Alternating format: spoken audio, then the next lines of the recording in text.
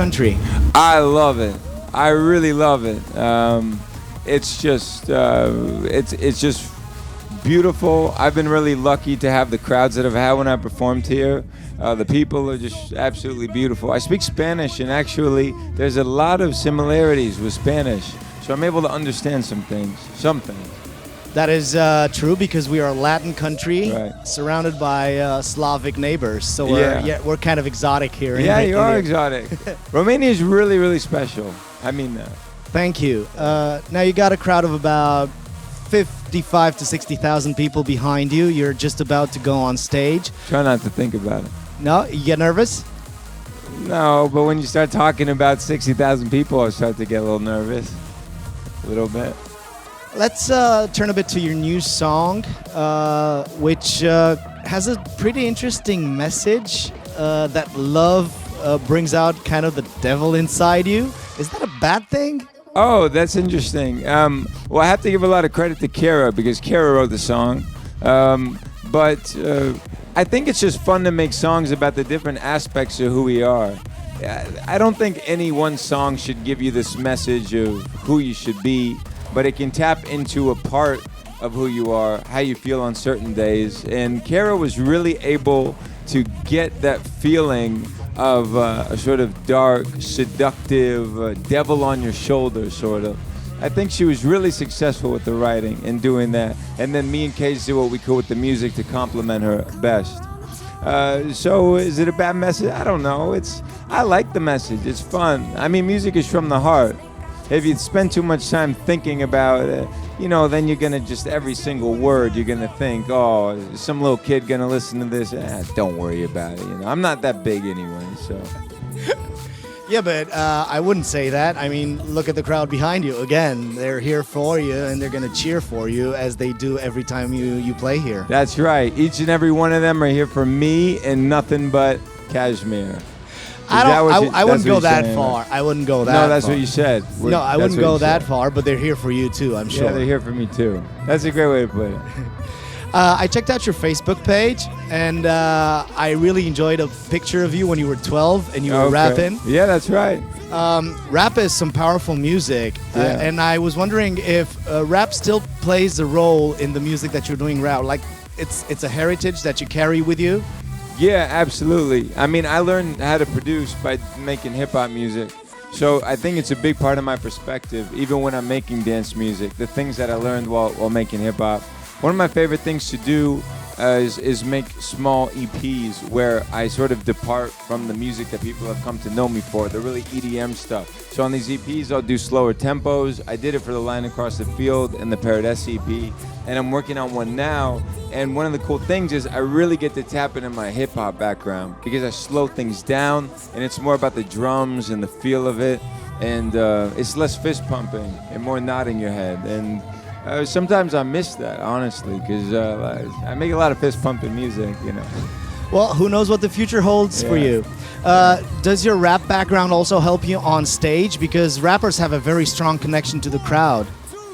Yeah, maybe a little bit. I mean, although with Kashmir, I'm not a big talker, not like Carnage or Steve Aoki or one of these guys, but I feel that from my days of when I used to perform doing raps on stage, maybe I got over that fear of talking to a crowd. I feel pretty comfortable doing it, and that's important too. I don't like to over-talk, but at some point to have a little brief connection with the crowd, I think is important. So yeah, maybe it helped me in that way. I was a little too excited when I was young and doing hip-hop shows, and I take my shirt off, and I just don't.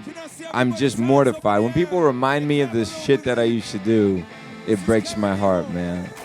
Well, teenagers tend to be intense, so I don't think you should blame yourself too hard. Yeah. Well, thank you. That my therapist, that's what she would say.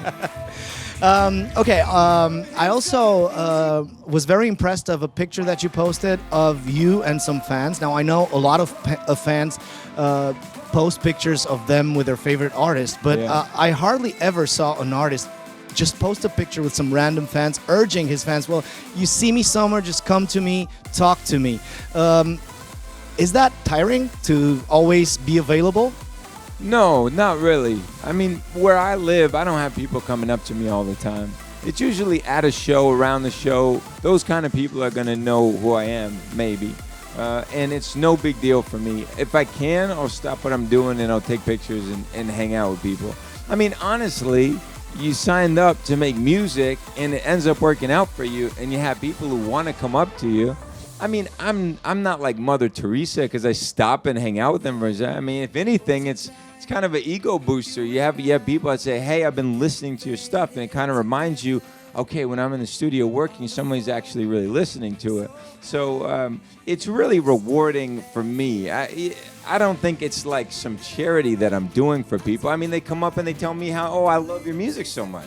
I'm really getting I'm kind of getting the win out of that interaction. I mean, they feel like they're getting a win out of that interaction, but really, artists are a lot more insecure than you think, and we could really use people coming up to us all the time telling us how much they like their music. It really kind of helps you to stay motivated. Yeah, no matter how successful an artist is, I promise you, there's days they wake up and they're like, man, I'm not good anymore, this and that. So I guess what I'm trying to say is, you shouldn't give me too much credit. I'm just accepting people saying nice things to me, and it doesn't take a big man or anything. And during the old days, fans coming up to the artist was a common thing. Right now, when they can see them every day on Instagram and Facebook, they feel like they don't need to come anymore because they know you already. Wow, that's interesting. I mean, maybe we have sort of, with social media and everything, sort of demystified big artists that we listen to. I mean, especially where I live now in Los Angeles, people see artists all the time and stuff, so it's no big deal. They're sort of desensitized to it. I wonder if that's going to be the trend everywhere, that, everybody is sort of familiar with artists. And I think one thing you see a lot now is, rather than a big record label that makes an artist like Britney Spears super big and unattainable, you see a lot more artists get big sort of from the ground up. Like, they had a song on SoundCloud you like, and now maybe they have 1 million followers. So everything happens a bit more naturally. So they're not like Barbie dolls. You know what I mean? They're more real. They're more real, yeah. You pronounced the word label, so you kind of anticipated my next question. Okay. Right now, you have your own label. Why? Yeah. Well, the label Dharma, for me, was a way to give a platform for these songs people were sending me. They'd send me songs and ask if I wanted to collaborate on them.